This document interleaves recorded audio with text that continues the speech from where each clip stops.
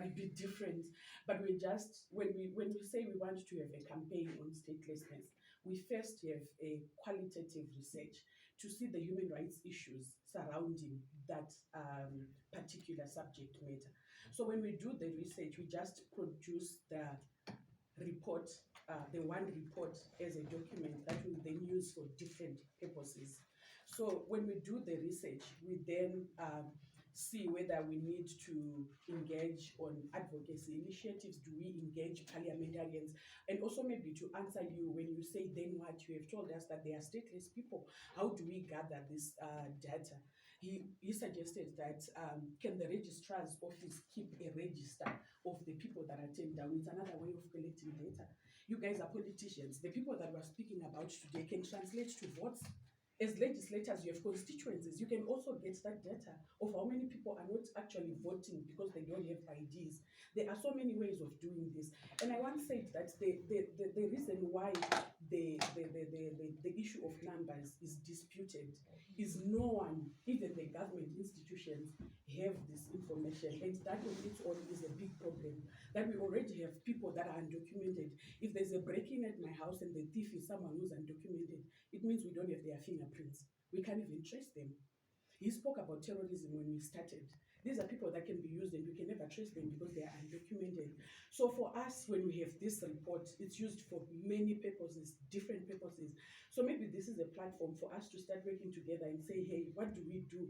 How then do we go forward to find this quantitative data? Because we held the Bible here to say we are going to speak nothing but the truth. And then for us to then begin to say numbers that we did not work with, we are going against the odds. We don't have the numbers to say in Zimbabwe so many people are stateless. But when we did our quantitative research, we conducted 100 interviews with people that are at risk of statelessness. We had 10 focus group discussions, and we also spoke to academics, government officials, lawyers, and other organizations. And we also spoke to the Zimbabwe Human Rights Commission, the Registrar General's office. We tried to engage them. They were not responsive, but we tried. We also engaged the UNHCR, both at regional level and in Zimbabwe. And in total, those professionals, we had about 150 interviews. So we do have the figures. But then for us to say such and such a number of people is at risk of statelessness or are stateless in Zimbabwe, we will be lying because there is no research at the moment. So at some point, we also then fight with UNHCR guys when we quote their 300,000. Because in 2016, they estimated that there are approximately 300,000 people. Like they also estimated. It means this data is not here. So when we do the research like this and we produce the report document, we also then embark on what we call the human rights education. And that is what we can partner with anyone, even with parliamentarians, to then speak to say, hey, we are here talking about there are people who are not documented, but there are human rights impacts that comes with being undocumented. We are talking about someone who can't go to school. We are talking about someone who can't go to work or even buy an Econet line to register EcoCash. Here, if I'm to come to your house and say I want a job as a domestic worker, the first thing that you say is, where is your ID? What if you steal while I'm at work and go? So there are a lot of other rights that are also violated. I'm just saying this so that you also get the approach of the work that Amnesty does and the reason why we have before us a qualitative research with a human rights-based approach to statelessness vis-a-vis statistics, of which I am not disputing that statistics are important, because we also don't want to come here and say they are stateless people and then we go out there and we don't find them. But at least we can start from somewhere and say there is a problem.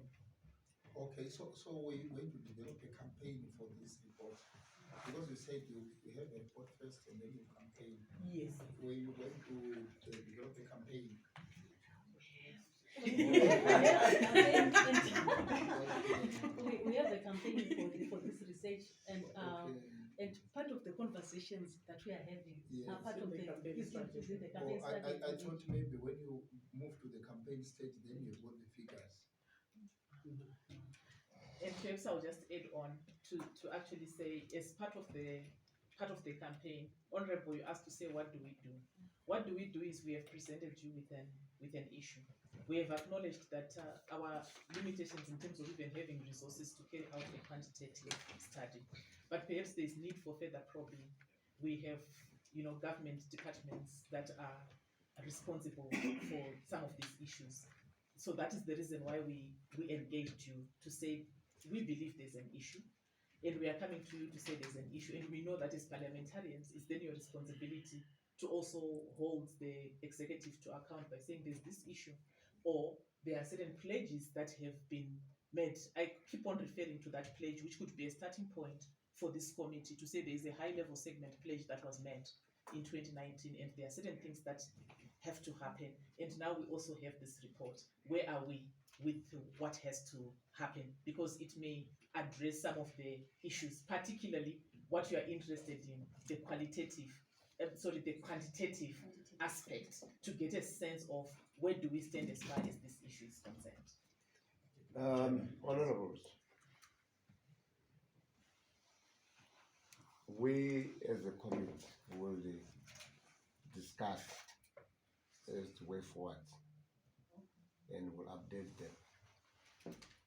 Yeah, because I know we need as a committee to engage the registrar and find out the gaps they've been talking about and if there's a way to resolve them.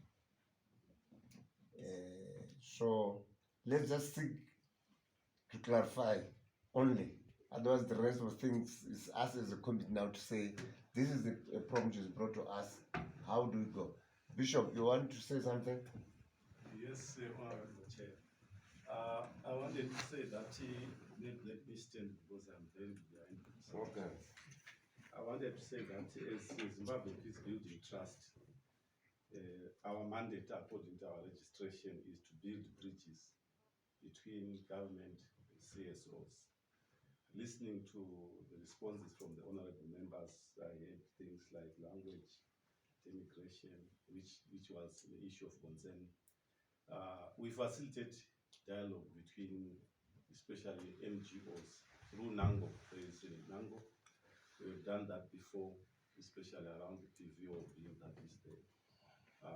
Because we are also a CSO, our role is to build those bridges so that there is a smooth sail. And I wanted to commit to say, as Zimbabwe Peace Building Trust, Amnesty International is a colleague because they are in our sector as CSOs.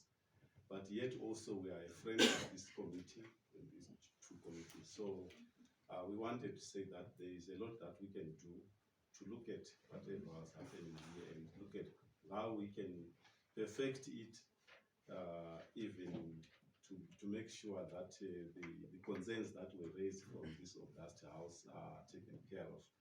And also to take note of the issues that our colleagues were bringing in and find ways that are acceptable, for lack of a better word. I know the quantitative issue has been raised already, but also I was really concerned about the concern on language, immigration. I have not read the report, but I'm committing myself to sitting with colleagues and looking at ways of. No, that's